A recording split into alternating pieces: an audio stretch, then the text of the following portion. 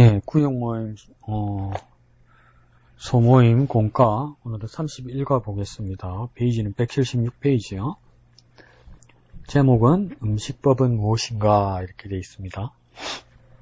그래서 성경 본문은 레위기 11장 전체를 포함하고 있고요. 중심 구절은 레위기 11장 47절 말씀입니다. 부정하고 정한 것과 먹을 생물과 먹지 못할 생물을 분별한 것이니라. 아멘. 이렇게 되어 있죠. 그래서 둘을 나눕니다. 부정하고 정한 것. 부정한 것과 정한 것 사이. 이걸 구별해야 되고, 또 먹을 것과 먹지 못할 것을 구별해야 된다. 이 말이겠죠. 그래서 엄격한 음식법이 레위기에 정해져 있다. 하나님의 법으로 정해져 있다. 이렇게 말하는 겁니다. 그래서 이스라엘 사람들은, 유대인들은 아직도 이 음식법을 지키죠. 그래서 코셔라고 부릅니다. 코셔. 그리고 우리나라가 아니죠. 이슬람 같은 경우에도 또 엄격한 그 음식법이 있죠. 그게 뭡니까? 할랄이죠. 할랄. 그래서 어떨 때는 똑같은 제품이라도 허용된, 더 엄격해서 똑같은 제품이라도 이슬람 같은 경우에는 그 할랄 의식을 거친 그 음식만 그렇게 먹을 수 있습니다. 그래서 우리나라 같은 경우에도 이제 동남아나 중동 쪽에서 온 많은 그 중동 사람들, 이슬람 교인들이 한국에 많이 와 있죠. 그래서 그 이슬람 교리를 잘 지키는 사람들 같은 경우에는 아무 음식이나 아무 고기나 이렇게 먹지 않습니다. 먹을 것이 허용된 음식도 할랄 의식이 이렇게 거쳐진 것, 이런 음식만 먹을 수 있습니다. 그래서 한때 전라북도 익산에서 그 하림 있죠. 그 닭고기 회사 하림에서 그 할랄 음식, 할랄 푸드를 이렇게 생산할 거라고 그렇게 이야기했다가 막 기독교 교계 막 단체 목사 교인들이 막 들고 일어나가지고 이슬람교를 막 조장한다고 막 그렇게 말하기도 했는데, 그 누가 한 겁니까? 그 박근혜 대통령이 한 거잖아요. 그 한국 기독교가 박근혜 대통령을 그렇게 신뢰 못 해가지고 되겠습니까? 그러니까 이슬람 사람들은 아직도 할랄 음식법을 잘 지키고 있고, 유대인들 같은 경우에도 코셔라에서 음식법을 그렇게 지키고 있고, 그리스도교 같은 경우에는 뭡니까? 이것을 이제 넘어서고 초월하게 되었죠. 그럼에도 불구하고 이 레위기 11장 47절에서 말하는 것, 이 분별하라는 것은 무엇입니까? 구분지어놔라는 겁니다. 구별하라는 겁니다. 아무거나 마음대로 이렇게 바치거나 먹거나 이렇게 하지 말라는 것이죠. 그래서 이 할랄법, 안 그러면 코셔법이 왜 생겼을까? 당시에 그 중동지역, 고대 근동지역 생활에서 이렇게 유리한 것이 아닐까. 그래서 그 생활에서 가장 적합한 음식을 먹을 수 있게 하고, 그래서 그것이 종교로 또 확장되고 또 신앙으로 또 심화되고, 이런 내용들이 같이 있는 겁니다. 우리나라 음식 같은 경우에는 레위기 율법대로면 먹을 것 거의 없죠. 자, 밑에 중심 주제 볼까요? 하나님은 우리에게 일상에서 거룩함을 요구하신다. 그러면 음식 같은 것도 왜 구분하게 하고 법을 만드셨을까? 거룩함을 위해서 한다는 거죠. 거룩함을 위한 첫 번째 액션은 무엇이냐면 뭡니까? 분별하고 구별할 수 있어야 됩니다. 아무거나 마구마구 이건 아니라는 것이죠. 그래서 우리의 일상, 우리의 삶의 자리에서도 거룩함을 하나님께서 요구하신다. 우리의 일반적인 우리 삶의 자리에서도, 세상 사람들과 같이 사는 삶의 자리에서도 분별되고 구별된 삶을 살아야 한다. 그거죠. 밑에 연언말 보겠습니다. 하나님은 거룩하신 분이십니다. 그 하나님 우리에게 거룩을 요구하십니다. 자, 거룩하신 하나님이 우리에게 요구하시는 것은 거룩이다. 우리가 거룩하신 하나님만큼 거룩할 수 있나요? 그러나 하나님은 우리에게 거룩을 요구하신다고 이야기합니다. 그러면 우리가 거룩할 수 있는 방법은 뭡니까? 예수의 이름으로 이렇게 퉁치지 말고요. 천천히 갑시다. 자, 레위기 말씀을 따라 우리가 거룩할 수 있는 방법은 뭡니까? 하나님을 닮아야 거룩해질 수 있습니다. 하나님을 닮기 위한 방법은 뭡니까? 말씀으로 이렇게 가지 마. 이렇게. 그냥 쉽게 넘어가지 마요. 자, 하나님을 닮는 방법은 뭡니까? 닮는 방법은요, 보아야 닮아요. 보아야. 날마다 보아야 닮아요. 우리도 뭡니까? 하나님을 날마다 열망해야 하나님을 닮는 겁니다. 하나님을 바라보고 하나님을 소망하고 하나님을 열망해야 하나님을 닮는 겁니다. 하나님을 제쳐두고 하나님을 닮을 수 없어요. 그러니까 첫 번째, 세상을 닮는다면 하나님 닮을 수 없어요. 유행을 따른다면 하나님을 닮을 수가 없단 말이에요. 나는 세상도 모르고 아무것도 모르니까. 아니요. 교회 안에 유행도 있죠. 교회 안에 유행을 따르면 안 된다 이 말이에요, 이게. 하나님을 바라보고 하나님을 열망하고 하나님을 바라봐야만 하나님을 닮는다. 하나님이 무엇을 닮으려고 그러느냐? 거룩. 근데 이 두 번째 줄에 이 거룩은 교회 안에서만 논하는 것이 아니다. 우리 대부분 거룩과 경건은 어디에서 지켜지는 걸로 생각합니까? 교회 안에서만 가능하죠. 교회 밖에 나가면 사람이 180도 변하잖아요. 그게 안 된다는 거예요. 그 밑에 줄에 뭐라고 이야기합니까? 지극히 일상적인 생활 속에서 실천하는 것이다. 그럼 여기 키는 무엇입니까? 위에 키는 교회, 밑에 키는요 생활이에요. 생활. 우리 삶이에요. 삶. 그래서 오늘 본문에서는 그 삶의 부분에서도 어떤 부분을 구체적으로 거룩을 구분해서 담자고 이야기하는 겁니까? 그 밑에 줄에요. 기본적인 일상은 무엇입니까? 먹는 것이라는 거예요. 먹는 것에서 거룩하라는 거예요. 먹는 것에서 구분하라는 거예요. 먹는 것에서 구별하라는 거예요. 먹는 것에서 뭡니까? 세상과 무언가 다른 모습이 있어야 된다 이 말이죠. 그 당시에 그랬다는 겁니다. 자, 밑에 봅시다. 데릭 티드볼은 레위기 강의에서 그가 쓴 책 레위기 강의에서 뭐라고 이야기했냐면 거룩함은 단지 추상적인 관념이 아님을 강조하며 다음과 같이 말했습니다. 자, 거룩함은 삶 전체를 포함한다. 근데 우리는 거룩은 뭡니까? 떼어내는 것이다 보니까 세상으로부터 떼어내는 것이 아니라 내 삶의 일부 파편을 떼어내어서 거룩을 표현할 수 있다고 생각하는 거죠. 그런데 아니요. 내 자신에 대해서, 세상과 구분된 나는 내 자신에 대해서 거룩은 어떻게 해야 되는 겁니까? 내 삶 전체를 포함해야, 거룩이 포함되어야 한다는 겁니다. 맨 밑에 줄에 뭐라고 되어 있습니까? 가장자리로 몰아내어 영적이라는 삶의 한 영역으로 제한하거나 예배를 위해 마련한 독특한 시간에만 섬길 수 있는 하나님이 아니셨다. 이게 어떤 말입니까? 영적이라는 것은 아주 특별하기 때문에 일상적인 삶에서 구현할 수 없는 것이라고 믿어서 내 삶에서도 영적이지 않은 삶과 영적인 삶이 따로 있다고 보는 거죠. 그렇게 되다 보면 영적인 삶은 뭡니까? 아주 작아지죠. 어떤 사람 같은 경우에는 일주일에 하루도 아니죠. 그 하루에 1시간이죠. 1시간. 1시간도 안 되죠. 예배 시간에 뭡니까? 앉아 있는데 딴 생각하고, 딴 짓하고, 딴 거 하고, 딴 거 바라고, 그러면 뭡니까? 전무한 거잖아요.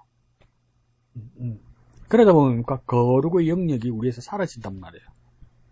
그러다 보니까 예배를 위해서, 예배 시간에만 거룩하면 된다고, 그렇게만, 특별한 시간에만 하나님을 섬길 수 있다고 착각한다는 거죠. 그런데 뭐라고 이야기합니까? 오른쪽 페이지, 177페이지 두 번째 줄에요.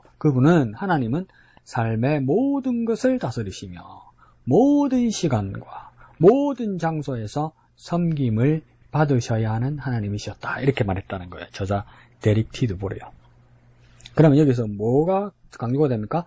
모든 것을 다스리시며 모든 시간, 모든 장소에서 섬김을 받아야 된다. 모든이 뭡니까? 3번이나 반복되죠. 강조되죠. 그러니까 내 삶 전체가 되어야 되는 거예요. 내 삶 전체가 뭡니까? 하나님의 거룩으로 영향을 받아야 되고 하나님을 섬길 수 있어야 되는 겁니다. 구분된 삶이 되어야 되고 분별된 삶이 되어야 되는 거죠. 이런 부분에서 우리가 많이 착각하고 있는 거죠. 그죠? 그러니까 내 일상에서 분명히 나의 삶인데, 나의 일상인데, 나의 생활인데, 나의 생활에서 주인이 누구냐 할 때 뭡니까? 하나님이라고 보아야 된다는 겁니다. 하나님이라고 믿어야 되고, 하나님이라고 받들어야 되고, 하나님이라고 섬겨야 됩니다. 그럼 내 삶에서 나는 누구입니까? 섬기는 자입니다. 나는 섬기는 자예요. 그래서 바울 사도가 이렇게 말했죠. 그죠? 로마서 12장 1절에서 2절. 우리 몸을 하나님이 기뻐하시는 거룩한 제물로 드리라. 이게 밑에 빠졌네요. 그 밑에 뭐라고 되어 있습니까? 이는 너희가 드릴 영적 예배니라. 이렇게 얘기하죠. 자, 그럼 거꾸로 한번 가봅시다. 영적 예배가 뭐냐? 영적 예배는 무엇으로 드리느냐? 그때 우리는 뭐랍니까? 우리는 정말 생각 없이 말하죠. 근데 그게 명답이라고 생각하죠. 영적 예배는 뭐로 드리느냐? 영으로 드린다고 생각하죠. 그런데 여기서 바로 뭐랍니까? 우리의 영적 예배는 뭡니까? 우리 몸으로 드린다고 이야기하는 거예요. 우리 몸으로 드린다는 건 뭡니까? 육적 예배 이런 말이 아니라 여기서 몸은 뭡니까? 우리 삶, 생활 전체를 말하는 겁니다. 내 삶의 어느 부분을 숨겨놓지 말라는 거예요. 그래서 우리의 몸을, 곧 우리의 삶, 우리 생활 전체를 하나님이 기뻐하시는 거룩한 산제물로 드리라. 그러니까 산제물, 살아있는 제물을 드린다.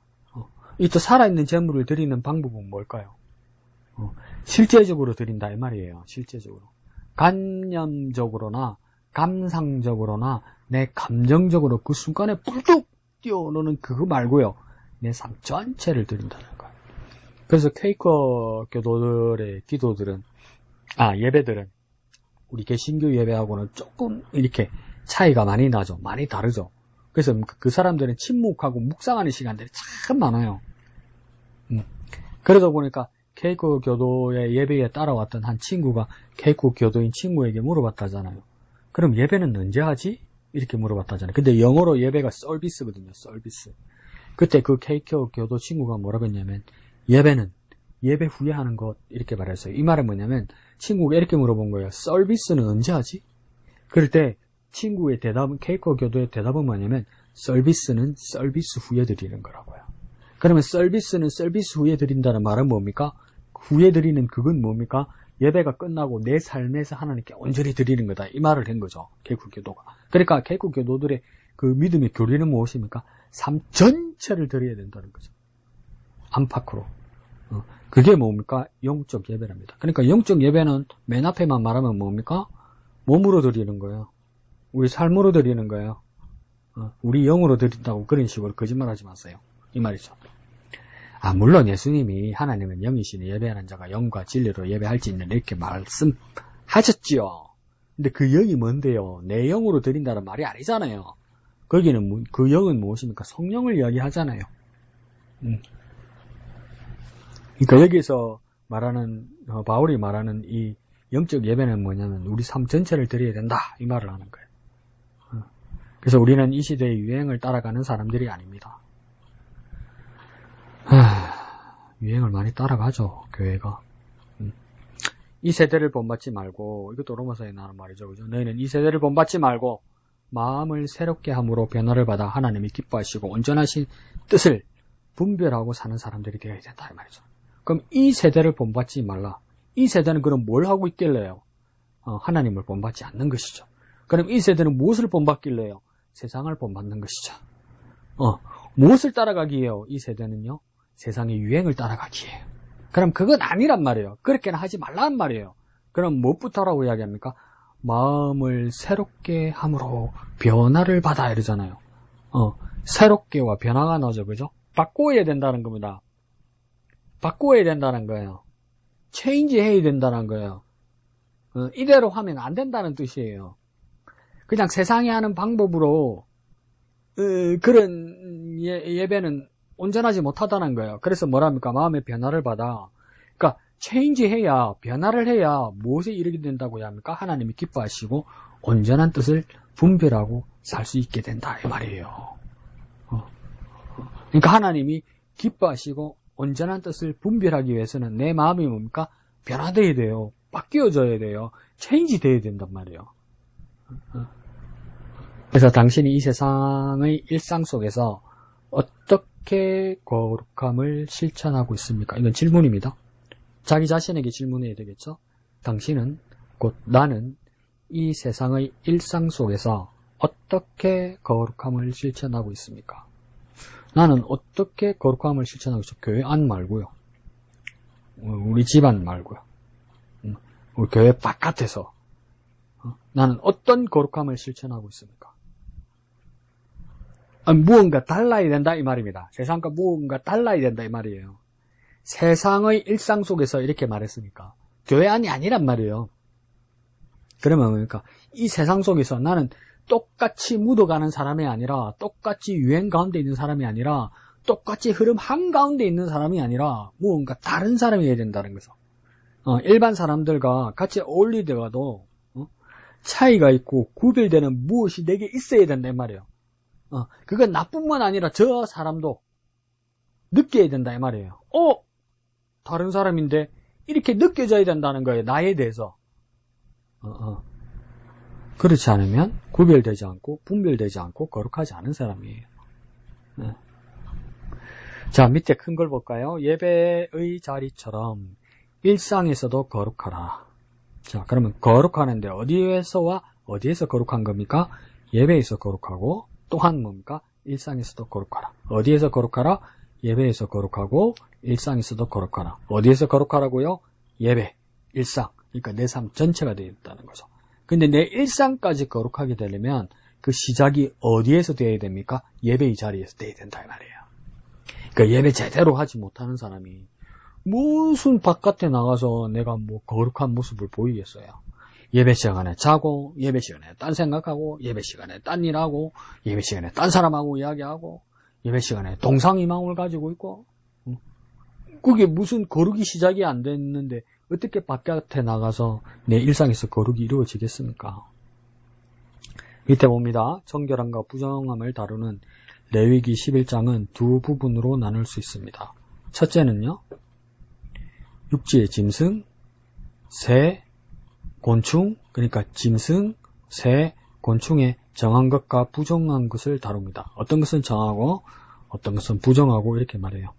그 뒤에 나오겠지만 간단히 봅시다. 육지의 짐승은 뭡니까? 굽이 갈라져야 되고 대세금질하는 것이 되어야 됩니다. 새는요, 구체적으로 말하진 않는데 이름들을 이렇게 탁탁탁탁 나열되어 있어요. 근데 이름들이 금지된, 이름이 나열된 조류들을 보면 다 어떤 것들이 있냐면 맹금류라고 그래요. 맹금류. 맹금류는 뭐냐면 사냥하는 새들.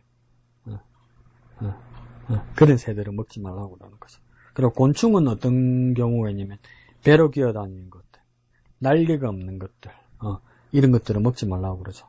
그러니까 땅에 붙어 있는 것들은 안 되고 뒷발로 뛰는 것이나 날개가 달린 것을 먹을 수 있다고 얘기합니다. 그 이유도 나중에 뒤에 나올 거예요. 자, 둘째는 이런 규정에도 불구하고 발생하는 다양한 문제들을 다룹니다. 그 다양한 문제는 뭐냐면 짐승의 죽음, 파충류의 부정, 그리고 먹을 만한 짐승의 죽음들, 이렇게 되어 있습니다. 밑에서 세 번째 줄이에요. 정한 짐승은 곧 뭡니까? 깨끗한 짐승은 굽이 갈라져 쪽발이 되고 이러잖아요. 굽이 갈라지면 돼지도 굽이 갈라졌고 양도 굽이 갈라졌고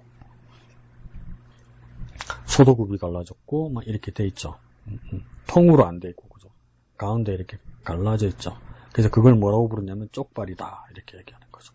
쪽발이 돼 있는 것은 한 가지 조건입니다. 두 번째 조건도 만족시켜야 됩니다. 일단 그러니까 쪽발이 되었다는 건 뭡니까? 구분되어 있는 거죠. 구분. 어떤 의미인지 대강 감이 오시죠? 그 다음 뭘 하는 짐승이 되어야 되냐면 새김질. 그걸 한자로는 반추한다 그랬죠. 반추. 소 같은 경우에도 위가 몇 개 있다고 그랬습니까? 4개가 있다고 그랬죠. 4개. 예. 그래서 먹고 또 위에서 꺼내서 또 뱉고 그걸 또 먹고 뱉고 이러면서 계속 곱씹고 되씹는 거죠. 그걸 대세김질이라고 반추한다고 얘기하는 거죠. 계속 묵상하고 생각하는 것과 연관 지으려고 그러는 것 같아요. 그래서 그 다음 줄은 부정한 짐승은 먹어도 안 될 뿐 아니라 그 시체와의 접촉도 금지되었습니다. 그러니까 맨 밑에 줄에요. 맨 밑에 줄부터 다음 장 넘어갈게요. 정한 짐승은 야생동물이 아니라 주로 소, 양, 염소 같은 일반 가축이었습니다. 그러니까 야생동물이 아니라 가축, 집에서 키우는 짐승들이 대부분 해당되었다 이럴 거죠. 그중에서 해당 안 되는 건 돼지 같은 경우이겠죠. 그러니까 사람이 먹을 수 있고 하나님께 바칠 수 있는 것, 이 짐승들을 구분하는 겁니다. 그 다음 물고기를 구별하는 기준 나와 있죠. 그죠? 지느러미와 비늘의 유무다 이러죠. 그러니까 이렇게 쌓여 있고 보호되어 있고 이런 의미겠죠. 지느러미와 비늘. 그래서 부정한 물고기는 혐오될 뿐 아니라 그 죽음도 가장, 그 이동시 같은 경우는 우리나라 사람들이 좋아하는 장어 이런 거 못 먹겠죠. 비늘도 없고 땅에 붙어 있고 해저에 붙어 있고 이스라엘 그 당시 법이 그랬다는 겁니다. 자, 새의 경우는 명확한 기준 대신에 먹지 못할 것들의 종류를 나열합니다. 주로 다른 짐승의 피를 먹는 맹금류입니다. 그러니까 맹금류란 뜻이 뭡니까? 다른 짐승을 잡아먹는 애들. 그런 그 잔인한 모습을 담지 않았으면 좋겠다는 그런 말이겠죠. 상징적인 의미 같습니다. 그 다음 곤충들 같은 경우에는 날개 없는 것들, 금지했죠. 그 다음, 이동 수단 없이 기어다니는 것들, 그러니까 뒷발로 포착포착 때리는 거, 뭐, 깃두람이나 메뚜기 이런 애들은 괜찮죠. 근데 땅이 배로 기어다니는 것들, 이것들은 먹지 못한다는 거죠. 한국 사람들 바퀴벌레 하을 때죠. 율법에도 못 먹겠죠, 그죠? 배로 기어다니니까, 날개가 있어도. 근데 태국 가면 어떡합니까? 포장마차에 튀겨서 팔죠. 또 먹으면 잘 먹습니다. 밑에요. 죽음에 접촉한 경우는 사람이든 물건이든 부정하게 취급되었습니다. 정한 짐승이라도 주검에 접촉한 경우는 원칙적으로 부정하기 때문에 그 짐승에 접촉한 사람은 저녁까지 부정하게 다루고 그 후에는 옷을 빨아야 했습니다. 그러니까 격리하고 나름의 소독을 하고 뭐 이런 의미겠죠. 그러니까 의학적 의미도 있고 위생적 의미도 있고 하나님의 말씀의 율법적 의미도 있고 뭐 이렇게 같이 복합되어 있는 겁니다. 근데 이게 되게 복잡하고 번거롭죠. 하나님이 그 규정을 그렇게 꼼꼼하게 촘촘하게 세워두신 겁니다. 자, 밑에요. 이런 규정을 두신 이유에 대해 다양한 이론들이 있습니다. 왜 이렇게까지 하나님께서 먹는 음식에 대해서 규정을 두었을까? 그것에 대해서 오늘 연구하는 우리가 한 5가지 정도로 그 이유를 이렇게 의견을 이야기하고 있습니다. 첫 번째는 뭐냐면 위생적으로 해놓은 음식을 멀리하라고 경고하셨다는 개념입니다. 이거는 의미가 커요. 그 당시에는 상당히 더운 지방이기 때문에 전염병은 순식간이거든요. 부패하고 이러면. 그래서 그나마 가장 깨끗하고 안전한 음식만 먹게 하신 그 의미가 있죠. 둘째는요. 방종을 억제하고 폭식을 예방하기 위해서라는 견해가 있습니다. 방종. 자유가 넘어서버린 것. 함부로 하는 것. 그러다 보니까 폭식, 막 마구마구 먹는 것. 그래서 내가 맛있게 먹는 거하고 폭식하고 다른 거잖아요. 그러니까 뭐 일반 유튜브나 뭐 TV, 케이블에서 나오는 그 뭐 먹방 있죠. 먹방. 먹는 방송 있잖아요. 마구마구 많이 먹는 방송. 그거 별로 안 좋아해요, 저. 아무리 그 생명이 없는 그 음식물이 되었다고 그래도 그게 내가 돈 주고 산 음식이고 내가 요리한 음식이라도 그 폭력적으로 먹는 그거는 참 보기 안 좋아요. 그러니까 음식에 대해서도 그렇고 자기 먹는 자기 자신도 해롭게 하는 거거든요. 그게 괜찮다 해도 언제까지 괜찮겠어요, 그게. 네? 젊으니까 그렇게 하는 거지. 나이 들어서 그렇게 먹다가 죽어요. 아니 그렇게 먹으면 죽어요, 원래 사람은.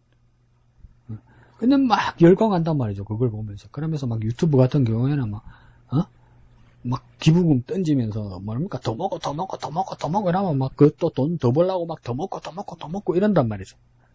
그 방종이죠. 폭식이죠. 음식을 폭력적으로 먹는 거죠. 그러니까 우리 음식들 맛있게 먹는 거하고 폭력적으로 먹는 거하고 다릅니다, 여러분. 그런 건 우리 지금이라도 지켰으면 좋겠어요. 그래서 식욕을 과도하게 막 추구하게 하는 것들 있죠. 그런 것들은 별로입니다. 그러니까 첫 번째로 다시 돌아가면 위생적으로 해로운 음식을 멀리하라고 경고하셨다 이렇게 얘기하잖아요. 여기서 그러니까 이스라엘 사람들은 유대인들은 돼지고기를 못 먹게 돼 있죠. 이슬람 교도들은 지금도 안 먹죠. 돼지고기 부정한 음식이라고 해서 돼지고기가 상온에서 참 잘 부패하는가 봐요. 그러니까 위험한가 봐요. 맛은 있어도. 그러니까 그 당시에는 냉장 시설이 안 돼 있으니까 안 먹는 게 좋다 이 말이죠. 그 왜 그러냐면 그 인도의 석가모니가 80살인가 80몇 살에 이렇게 열반했을 거예요. 자기들 말로 이렇게 열반했을 거예요. 근데 그가 열반하게 된 이유가 뭡니까? 석가모니를 섬기려던 어떤 사람이 음식을 이렇게 바쳤단 말이에요. 그게 돼지고기였거든요. 근데 그 더운 여름에 인도의 그 더운 지방에 돼지고기가 얼마나 쉽게 부패하겠습니까? 그 식중독 배탈로 죽은 거예요. 석가모니가. 그래서 그 와불상 있잖아요. 옆으로 누워있는 거. 그러니까 마지막으로 죽어가면서 제대로 앉아있지도 못하는 옆으로 누워있는 상, 그 와불상도 있잖아요.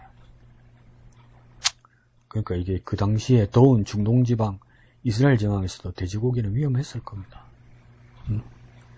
그 다음 셋째는요, 동물들이 가지고 있는 특성을 은유적으로 해석하는 견해입니다. 예, 은유적. 그죠? 은유적. 수사법에 은유법 있죠. 이 은유는 뭡니까? 그러니까, 굽이 갈라졌다. 굽이 갈라진 걸 먹을 수 있다. 이러니까 뭡니까? 그 발톱, 큰 짐승의 발톱이 반으로 갈라졌으니까 구분된다는 거 아닙니까? 거룩을 지향한다는 것을 은유적으로 표현한 거란 말이죠. 그리고, 대세겜지라는, 짐승만 먹을 수 있다. 이 말은 뭡니까? 다시 새기고, 다시 새기고, 다시 새기고, 또 생각하고, 묵상하고, 기도하는 그런 모습이겠죠. 그리고 조류 같은 경우에는 맹금류, 이런 것들은 못 먹게 하잖아요. 그게 뭡니까? 뭐 먹는데 무슨 문제가 있겠습니까? 그 잔인성을 본받지 말라는 의미란 말이에요. 그걸 먹는다고 해서 잔인해진다는 뜻이 아니라, 예? 예. 그런 생태와 그런 습성을 가까이서 보지도 못하게 하는 것이 하나님의 뜻이라는 거죠. 넷째는요, 부정한 음식물들은 예배 때의 수용 여부로 보는 견해입니다. 말을 어렵게 써놨죠. 이게 무슨 말이냐면 예배 때, 그러니까 이스라엘 사람들이 제사 때에 어떤 것은 하나님께 드릴 수 있고 어떤 것은 하나님께 드려서는 안 되고 이렇게 구분하고 구별하고 막 자격을 따지고 막 이렇게 할 거 아니에요. 예배자도 뭐 자격을 따지고 이렇게 할 거 아니에요. 그렇게 세심하게, 어떨 때는 단호하게, 어떨 때는 강력하게 이렇게 하는 것들, 그런 것들을 말하는 것이다. 그런 정신이 있어야 된다 이 말이겠죠. 그런 원칙이 있어야 된다 이 말이겠죠. 다섯 번째, 마지막으로는 이 규례들이 상징적이고 이스라엘의 가치관을 반영한다는 견해입니다. 그러면 다섯 번째 뜻은 상징적이고 가치관이다. 상징적이라는 것은 직접적인 아니라는 뜻 아니에요. 그죠? 간접적이라는 뜻 아니에요. 실제적이지는 않다는 뜻 아니에요. 근데 또 반대되는 뜻이 같이 붙어 있습니다. 이스라엘의 가치관이다. 이건 뭡니까? 기본 개념이라는 거 아니에요. 기본 개념. 기본 개념은 직접적으로 장착되어 있는 거죠. 그런데 이제 보편적이다 이 말이겠죠. 개념적으로 보편적이다. 네. 원칙적이다. 원칙은 그렇게 세워놓는다. 그러면 뭐 말 되겠죠. 그렇게 5가지 견해가 있습니다. 그러니까 한 가지 뜻이 아니에요. 그러니까 진짜 그렇게 현명한 목사님들도 그 이상하게 이렇게 적용을 하더라니까요. 경남 지리산 밑에 산청에 그 성경 통독하는 그 교회 학원이 있잖아요. 그 노 목사님이 하는. 거기 가면 목사님이 성경을 구약부터 신약까지 통독해서 가르치다가 나중에 레위기 쪽 오면 무슨 말을 하냐면 그 레위기에서 나는 음식법이 오늘날 우리에게도 적용되면 건강에 제일 좋다 이 말이에요. 그래서 그분 뭐 추어탕, 미꾸라지 이런 거 못 먹게 하고 돼지고기도 먹지 말라고 그러고 뭐 많아요. 그러니까 지금 이스라엘의 코셔법을 지키면 건강이 좋다는 거죠. 그래서 그 수련회 가가지고 거기 가서 학원 가서 학교 가서 식당에서 식판 받으면요. 그 시락국에 김치하고 밥하고 그릇밖에 안 줘요. 먹을 게 없어. 먹을 만한 건 너무 비싸서 못 사줘. 그러니까 돼지고기 먹으면 안 되면 소고기 넣어줘야 되지. 소고기 비싸서 소고기 안 준단 말이에요. 이게 무슨 말이냔 말이에요. 이 대명천지에. 그걸 원칙적으로 지킨 다음에 그 이슬람 교도하고 뭐가 다릅니까? 이슬람 교도가 아직도 그러잖아요. 그 원칙 안에서 발전이 안 되잖아요. 발전이. 지금도 그러고 있잖아요. 지금도. 그럼 뭐가 다릅니까? 그게 이슬람 교도들이 오직 말씀대로 내 그 사람들 제일 겁난다니까. 밑에서 두 번째 줄에요. 그렇지만 정결법은 거룩함에 대한 많은 것들을 가르쳐 줍니다. 오늘날에도 음식에 관해서는 많은 논쟁이 있습니다. 이야기 참 많아요. 먹으면 된다, 먹으면 안 된다. 그때 그 말이 맞다. 지금은 다르게 적용해서 이렇게 먹으면 좋다. 또 안식교회에 있다가 개신교회로 넘어왔던 어떤 박사는 뭐라고 합니까? 다 이것도 먹으면 안 되고 이것도 먹으면 안 되고 이것도 먹으면 안 되고 이게 다 성경적이고 그래서 뭡니까? 기름도 동물성 기름도 안 되고 식물성 기름 먹고 그래서 그 식이요법하는 다이어트하는 그 막 수련회가 있고 그렇지 않습니까? 그러다 보니까 뭡니까? 건강한가? 이렇게 가만히 쳐다보면 전부 삐쩍 말라 있잖아요. 그게 젊을 때는 괜찮지만 나이 들어서 그 근육이 없으면 나중에 건강에 심각한 영향을 미치잖아요. 몰라, 이것도 내 생각이지. 그래, 동물성 콜레스테롤이 많아지는 것보다는 낫겠죠. 그러니까 각자의 나름의 생각들이 있습니다. 예, 179페이지 메뉴에 갔습니다. 자, 오른쪽에요. 건강과 미용을 위한 음식에 대한 정보는 차고 넘칩니다. 이건 뭐, 각 신문, 각 뉴스의 건강 코너에 보면 꼭 그 건강법과 더불어 그 먹는 거, 음식, 미용 이거 다 나와 있잖아요. 어느 날은 이게 괜찮다고 어느 날은 이게 안 좋아요. 한때 막 원두커피가 당뇨에 좋다고 해서 막 그 쓴 거 싫어하는 할머니 할아버지들이 막 원두커피 내려 먹는다고 어디 보약 받아 먹듯이 막 억지로 먹고 이랬잖아요. 어느 정도 도움이 되는지는 모르겠지만 얼마나 먹어야 당뇨에 도움이 되겠습니까? 원두커피가 약도 아닌데. 그리고 원두커피가 뭐 각성 효과도 있고 당뇨에 조금 도움이 된다고 그래도 발암물질이 30가지가 넘는데 위험성이. 근데 어떤 날은 괜찮다고 그랬다가 어떤 날은 위험하다고 그랬다가 막 그런 뉴스와 정보가 차고 넘친단 말이에요. 근데 한 가지만 가지고 막 한단 말이에요. 그러니까 목사들 그 뉴스 한 가지만 가지고 교인들한테 막 강요하고 막 강매하고 막 그러잖아요.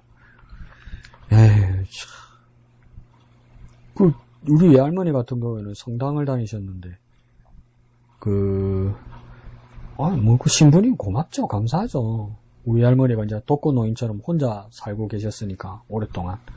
그럼 신부님이 이렇게 신방을 와서 위로도 해주고, 보살펴도 주고, 기도도 해주고, 뭐 조언도 해주고 그랬던가 봐요. 그런데 이 신부님도 건강이 좀 안 좋았던가 보죠. 어디가 안 좋았는지 모르겠네. 하여튼, 그러면서 이 우리 외할머니한테 어떤 건강법을 가르쳐 줬냐면, 오줌, 소변. 그러니까 남의 것 말고 자기 소변 있잖아요. 자기 소변. 자기 소변을 받아 마시면 뭐 어디 좋더라. 그걸 말해주고 갔다는 거요. 자기도 먹고 있다고, 그렇게 마시고 있다고. 이게 말이 됩니까? 응? 뭔가 특별히 좋다고 말하지 말란 말이에요. 응? 자기 입에 맞다고 남의 입에도 다 맞는 게 아니잖아요. 그 사람 건강에 받았다고 해서 다른 사람 건강에도 받는 것이 아니잖아요. 잘못하면 부작용 올 수 있잖아요. 그 사람 몸의 상태를 모르는데 그걸 왜 강요합니까? 이 음식을 통해 하나님을 생각하며 구별된 삶을 생각하는 사람이 많지 않습니다. 그러니까 또 다 괜찮다고 그냥 먹네. 그 한국의 목사님들이 성인병이 제일 많잖아요. 왜 많습니까? 술, 담배는 안 하죠. 스트레스는 받죠. 그냥 그 외에는 막 마구마구 먹는 거야. 마구마구. 애보다 못하게 먹는 거야. 애보다 못하게. 건강 다 망칩니다. 건강 다 망치. 그 자중이 안 되는 거예요. 자중이. 그러니까 음식을 폭력적으로 먹으면 안 됩니다. 폭력적으로. 외관상 보기도 안 좋고 자기 건강도 해치고. 자, 네 번째 줄요. 우리는 이제 레위기 음식에 대한 규례를 문자적으로 지키지 않습니다. 우리는 문자적으로 지키지 않죠. 먹을 게 없거든, 한국에서는. 그러니까 기독교인들은 비겁하죠. 자기 좋은 대로 하는 거예요. 말씀 가지고 코에 걸면 코걸이, 귀에 걸면 귀걸이. 이거는 하기 싫으니까 뭐 본 척하고 못 들은 척하고. 자기 마음에 드는 것만 아멘 하고. 자, 봅시다. 그러면서도 오늘날 그리스도인들이 문자적으로 이 레위기의 음식법을 지키지 않는 이유는 나름대로 이유가 있습니다. 자, 하나님은 이런 음식 생각에 매여 있는 베드로를 깨우치셨습니다. 이게 사도행전 10장 15절이죠. 우리가 지난번에 사도행전은 다 보았죠. 그래서 이게 어떤 사건인지 알겠죠, 그죠?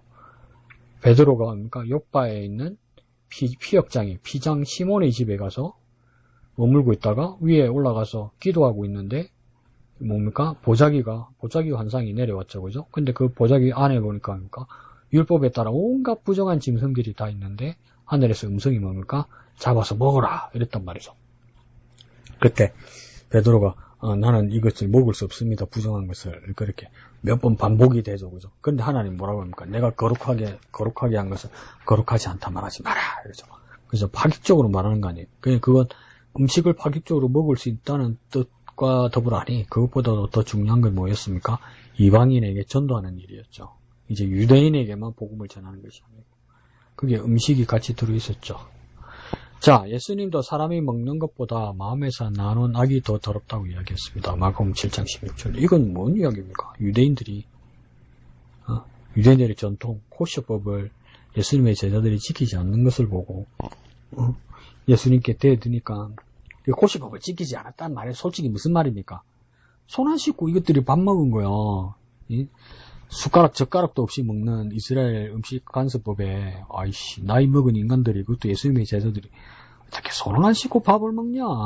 근데 이건 위생적인 문제가 아니고, 이스라엘의 법이었죠, 법. 손을 씻고 먹는 거. 이게 예수님이 할 수 없이 제자들 편을 들어줘야 되는 거 아니에요. 제자들이 예수님 망신시킨 거예요, 이게. 근데 예수님의 말씀이 맞죠? 뭐랍니까? 너는, 바리새인들이 너희들은 손만 잘 씻고, 속에는 온갖 더러운 것들은 어떡할 거냐, 이렇게 말한 거죠.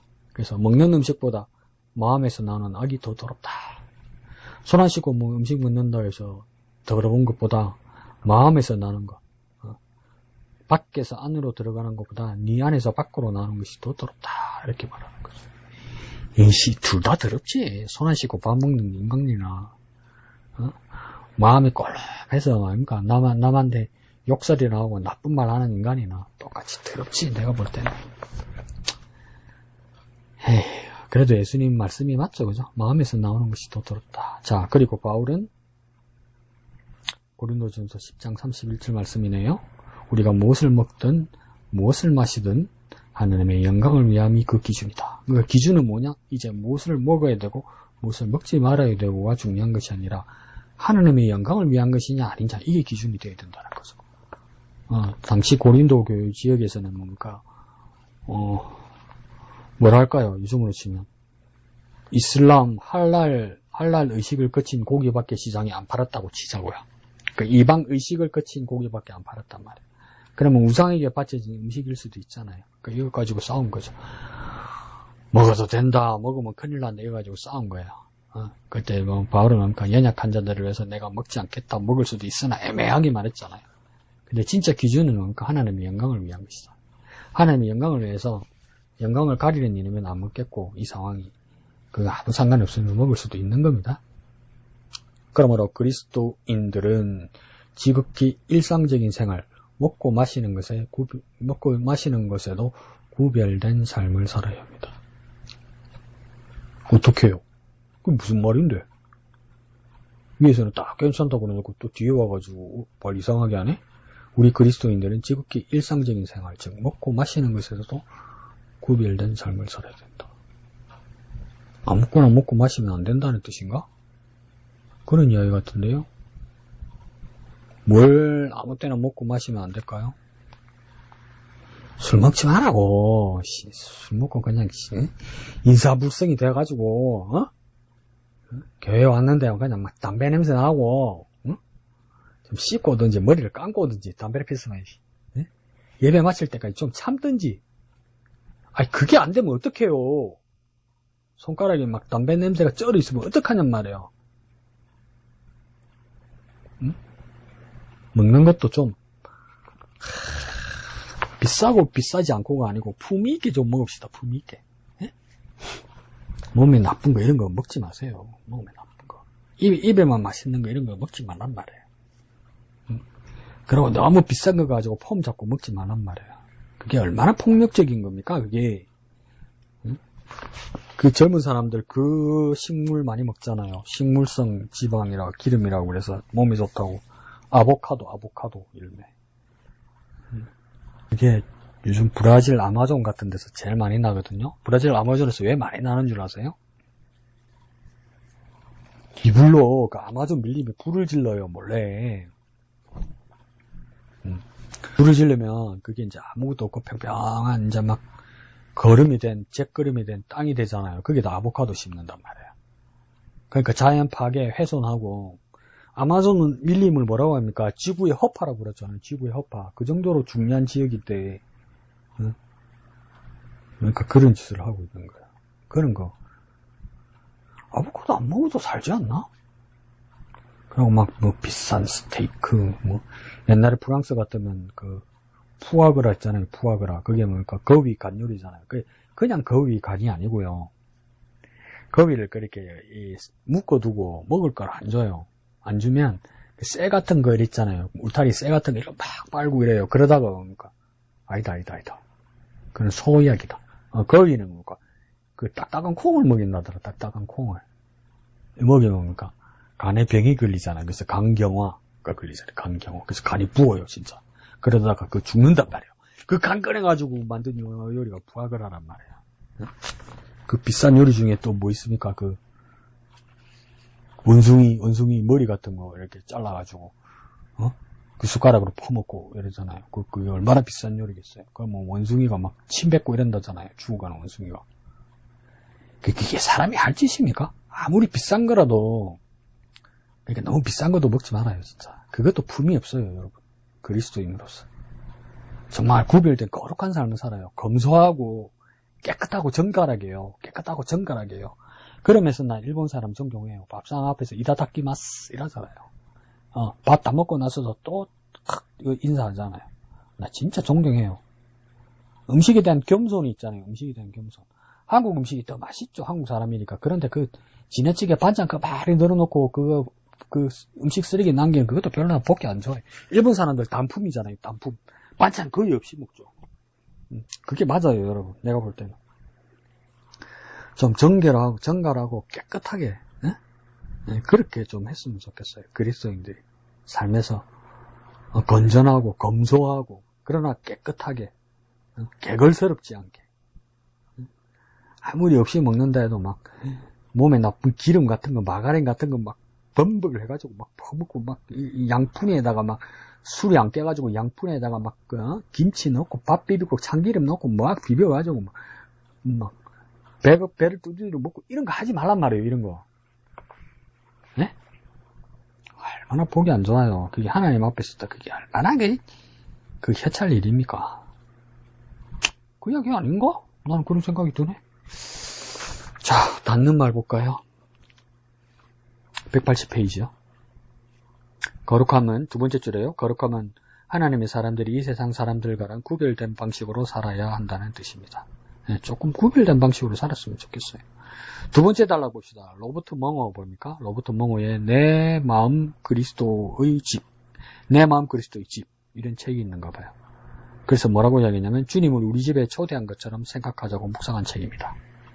주님을 초대했어요. 그럼 안방에, 거실에, 그렇게 주방에 주님께서 오신다면, 주님이 그렇게 우리 일상에 오신다면 우리는 주님을 만날 수 있을까요? 오늘날 우리 대한민국 그리스도인들에게 시사하는 바가 큽니다. 이제 거의 대신방 안 하죠, 대신방. 대신방도 뭐 한국 문화이긴 하지만, 대신방을 많이 거절당하기 시작했어요, 교회도. 그러니까 구역 예배도 거의 안 되죠. 집에서 하는 걸 싫어하죠. 뭐가 그래 비밀이 많은지, 집에 오는 거 싫어하죠. 목사가 자기 집에 오는 것도 싫어하고, 교인들이 모여서 같이 나누는 거 이런 거 싫어하죠. 근데 만약에 주님이 오신데도, 그러면 그런 사람은 주님이 자기 집에 오신데도 부담스럽겠죠. 한 번은 그 교인들, 그 교인 이사 가는 날인데, 아무 생각 없이 우리 교회가 그 사람 이삿짐을 날라주는데 도와준다고 하니까, 그냥 부엌 주방에 가니까, 당금주 수리 얼마나 많은지. 그걸 목사가 날라야 되고, 그걸 집사가 날라야 된다, 이 말이에요, 이삿짐으로. 그런 사람들이 만약에 갑자기 주님께서 우리 집에 오신다고 그러면 주님을 맞이할 수 있겠습니까? 뭐 맞아서, 주님 오늘은 안 됩니다. 며칠 있다고 해서. 아니요, 주님 내 호텔 잡아드릴게요. 이래밖에 안 돼요, 여러분. 네. 뭔가 숨겨야 되는 게 있는 거죠. 아니, 숨길지 모르는 바보 같은 인간들도 있지만, 바보 같은 게 아니겠지. 아니, 뻔뻔한 게겠지, 뻔뻔한 거. 목사가 술병을, 이삿짐을 날라줘야 돼요? 얼마나 오만하고 교만한 모습입니까? 주님이 만약에 오신다면, 주님 앞에서도 당당하게, 뻔뻔하게 그렇게 내놓을 수 있어요? 그러니까 거룩이 없는 거예요, 거룩이. 거룩의 모양만 있는 거예요, 모양만. 네. 네. 거칠에만 있는 거죠. 그게 위선이고 외식이죠, 그게. 네. 교인인데. 자, 그러므로 우리는 하나님의 자녀로서 하나님을 본받는 자가 되어야 합니다. 빛의 자녀들처럼 행해야 합니다. 빛의 자녀들이라고 하네요. 다 비춰요. 숨기는 게 없어지는 거죠. 그렇게 되게 되는 것이죠. 그러므로 우리의 주방과 식탁에서도 성결함을 추구해야 할 것입니다. 네. 거룩한 구별이 있어야 된다는 것이겠죠. 우리 주방과 식탁에서도.